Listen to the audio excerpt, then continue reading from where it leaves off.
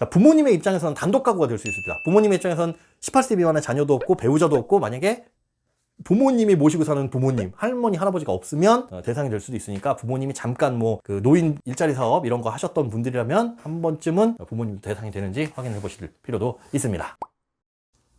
좋아요, 구독 부탁드려요. 네, 여러분들의 돈 새그는 구멍을 막아드리고 재테크 상식을 올려드리는 얼추 5분 동구만 정보 시간입니다.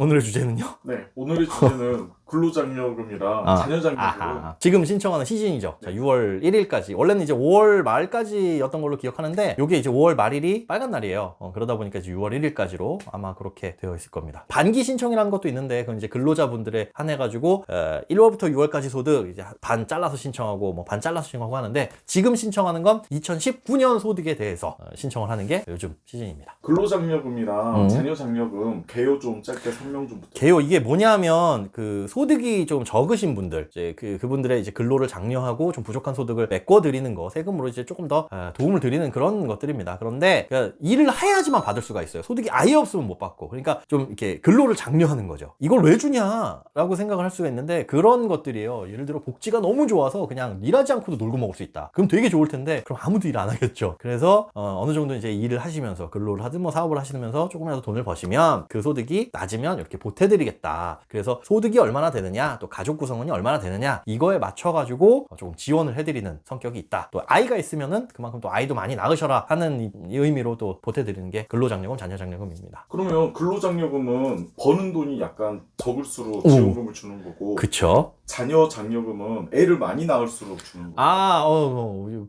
그럴 수 있는데 애 수에 따라서 이제 주기는 하는데 그것도 소득에 연계가 돼요. 소득에 연계가 되고 근로장려금도 소득이 적을수록 많이 받는 게 아니라 어느 일정 부분 올라갈 때까지는 지원금이 이렇게 쭉 올라가다가 일정 소득이 되면 딱 고정이 됩니다. 그거는 여러분들 인터넷 찾으시면 어느 정도가 최대치인지 뭐 이런 것들은 다 검색할 수가 있는데 아무튼 이제 소득과 연계돼서 자녀장려금도 자녀 한 명당 최소 뭐 50만 원에서 70만 원까지 이렇게 소득과 연계돼서 쭉 올라가요. 근로장려금 같은 경우에는 소득 어느 정도까지 받을 수가 있어요? 이게 소득 기준이 있는데 소득 기준 전에 가구 유형이 어떻게 돼 있느냐를 따져야 돼요. 이게 좀 복잡해요. 사실은 가구 유형, 나랑 같이 사는 사람들이 어떤 사람들이 있느냐. 일단 첫 번째 18세 미만 자녀가 있냐, 그리고 70세 이상의 부모님을 부양을 하냐, 그 다음에 배우자가 있느냐. 그러니까 요 세 가지의 구성이 나랑 같이 사는 사람들이 어떻게 되어 있느냐를 보는데, 나는 18세 미만의 자녀도 없고 배우자도 없고 부모님이 계신데 그 70세 이상이 아니시다 라고 한다면 이건 단독 가구예요. 그러니까 나 엄마랑 둘이서 사는데 어머니 연세가 65세야. 그래도 단독 가구예요.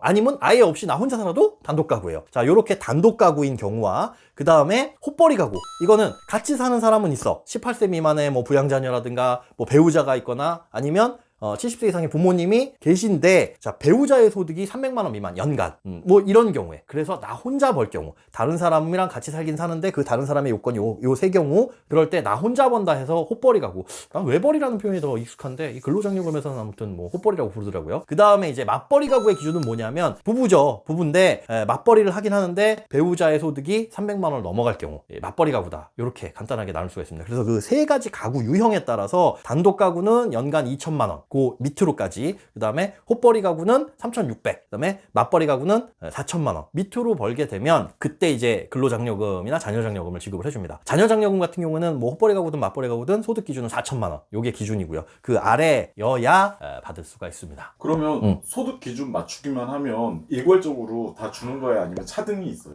차등이 있죠. 소득별로 아까 얘기했듯이 2천만 원 미만을 벌더라도 작년에 뭐 100만 원 벌었다, 아르바이트 잠깐 해가지고, 뭐 이런 청년들도 있을 수 있잖아요. 그런 경우에도 받을 수는 있는데 소득이 한 4만 원? 그게 최저소득일 거예요. 연 4만 원을 벌었다. 3만 원 번 거는 안 되고, 그러니까 최저소득부터 이렇게 쭉 올라가기 시작해요. 그래서 일정 기준 소득이 오르면 최대 뭐 150에서 300만 원까지, 소득뿐만이 아니라 재산 요건도 충족을 해야 돼요. 이 재산 요건은 뭐냐면 작년 6월 1일을 기준으로 합니다. 2019년 6월 1일 기준해서 내가 갖고 있는 예금, 뭐 부동산, 아니면 이 부동산에 저것도 들어와요. 보증금, 전세보증금, 뭐 이런 것들을 합쳤을 때 2억 미만이어야 되고, 만약 2억 미만이라고 하더라도 1억 4천 이상인 경우에는 때는 반만 지급됩니다. 절반만 딱 지급되니까 1억 4천. 그러니까 내가 통장에 예금 2억 있어. 그런데 빚이 2억이야. 이 경우에는 사실은 내 돈 빵이잖아요. 그렇다라고 하더라도 이 부채는 마이너스를 안 칩니다. 그래서 그냥 재산으로 본다는 거. 그렇다고 해서 지금 빚 갚아도 아무 상관없어요. 왜냐하면 작년 6월 1일을 기준하기 때문에 그때 기준으로 하고, 다만 그런 경우 있어요. 그 보증금 같은 경우에 우리가 임대차 계약서를 내지 않으면 국세청에서 어떻게 하냐면 내가 살고 있는 집의 기준 시가의 55%를 그냥 잡아버립니다. 그러니까 3억짜리 집이다. 뭐 55% 하게 되면 1억 5천이 훌쩍 넘어가잖아요. 그렇게 되면은 일단 반 토막만 나온다는 건 확실해지죠. 확실해집니다. 1억 4천을 넘어갔으니까 자산이. 그런데 내가 살고 있는 집이 사실은 그렇게 사는 게 아니라 반전세나 뭐 1억에 뭐 30짜리 월세 산다. 이 경우 이거는 뭐 당연히 정정을 해야 되겠죠. 이런 경우에는 본인이 임대차 계약서를 제출을 하셔야 됩니다. 그래서 그런 것들은 좀 꼼꼼히 따져보셔야 돼요. 그러면 신청은 웹에서 할 수 있는 거예요? 모바일 웹으로도 할 수 있고 ARS도 할 수 있고 뭐 세무서 직접 가서도 되고 되게 편하게 되어 있어요. 그래서 일단은 본인이 대상이 되는지를 확인하셔야 되는데 국세청에서는 최대한 가능성이 있는 분들은 다 수집해가지고 보냅니다. 그런데 여기 누락될 수 있는 부분이 개인사업자분들은 소득이 딱 명확하지가 않기 때문에 이분들은 뭘 봐야 되냐면, 이분들은 개인사업자 같은 경우에는 우리 착각하시면 안 될 게, 그 소득 기준이 뭐냐면 우리가 보통 세금을 내는 소득 기준이다라고 알 수 있어요. 그러니까 작년에 내가 매출이 1억이 있었는데 거기서 고정비용 무슨 원가 뭐 1억 중에 그 원가가 한 8천만 원이었고 이거 8천만 원 빼고 내가 실제로 번 돈이 2천이니까 이거 대상이 되지 않을까, 이렇게 계산하는 게 아닙니다. 아니고 뭐냐면 업종별로 조정률이라는 게 있어요. 업종별 조정률. 그러니까 내가 원가가 얼마가 들었든 경비가 얼마 들었든 작년에 인건비를 얼마를 줬든 이거 아무 상관없이 내가 해당하는 그 업종별로 조정률이 따로 있습니다. 이건 이제 홈택스 들어가서 조회를 해보실 수가 있어요. 홈택스 들어가서 본인이 그 대상이 되는지 매출액을 넣어보시고 이 조정률, 업종별 조정률을 따져보시면 되고, 그렇지 않으면은 이제 안내문을 받으신 분들은 거의 대상이 될 수 있다. 그러나 안내문이 정확한 건 아니니까 못 받으셨더라도 한번 내가 대상이 되는지는 전화를 해서 알아볼 수가 있어요. ARS 1544-9944에 전화하셔가지고 본인 주민등록번호 이렇게 누르시면 이게 대상이 되는지 안 되는지 알 수는 있는데, 이거는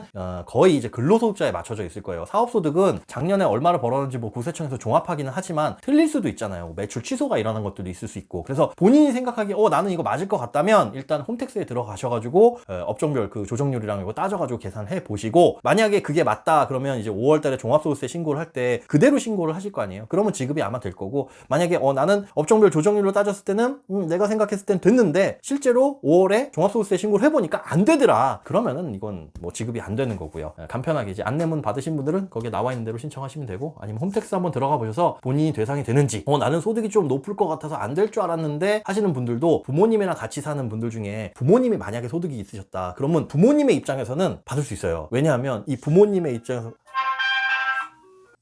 부모님의 입장에서는 단독 가구가 될 수 있습니다. 부모님의 입장에서는 18세 미만의 자녀도 없고 배우자도 없고, 만약에 부모님이 모시고 사는 부모님, 할머니, 할아버지가 없으면 대상이 될 수도 있으니까, 부모님이 잠깐 뭐 그 노인 일자리 사업 이런 거 하셨던 분들이라면 한 번쯤은 부모님도 대상이 되는지 확인해 보실 필요도 있습니다. 소장님, 그러면 이게 신청 기간 지나게 되면 작년에 건 아예 못 받게 되는 거예요? 신청 기간을 지나서도 신청을 할 수 있어요. 그런데 그 신청 기한을 지나게 되면 어떻게 되냐면, 올해는 이 코로나19 사태 때문에 좀 빨리 지급을 해주려고 합니다. 이제 8월 안에 지급을 해주려고 하는데, 만약에 이제 신청 기한을 놓치게 되면 최소한 아무리 빨리 나와야 10월 이후에 나오게 되고, 그 다음에 지급액이 줄어들어요. 10% 깎입니다.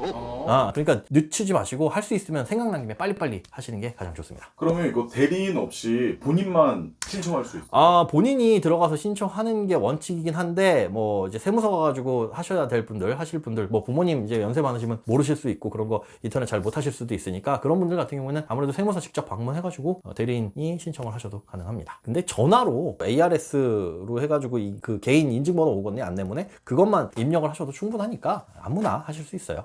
돈은 본인이 입력한 계좌로 받을 수가 있습니다. 그러면 작년에 아주 약간의 소득이라도 있으면은 우선 신청해봐라. 우선은 해봐라. 그러니까 그 대상이, 아까 합산소득 얘기했잖아요. 그러니까 우리는 부모님도 1,000만 원 벌었고 나도 한 1,000만 원 벌었고 뭐 이래가지고 안 될 것 같아. 이거는 아닙니다. 그 소득을 따지는 부부합산이에요. 부부합산 소득이기 때문에 같이 살고 있다고 하더라도, 아까 그 헛벌이 가구냐 단독 가구냐 맞벌이 가구냐 이 요건에만 충족을 하고, 합산소득, 부부 합산소득이 요거에 맞는지 안 맞는지 그거에 따라 가지고 갈리게 되니까, 아마 근데 국세청에서 다 보내줬을 거고, 혹시나 제가 그 우려하는 거는 이제 그 노인 일자리 사업 하셨던 분들, 거기에 참여하셨던 분들이라면 제가 알기로는 거의 다 대상이 되십니다. 그러니까 다른 소득이 없고 뭐 이렇다면은 한 번쯤 알아보시는 게 좋겠습니다.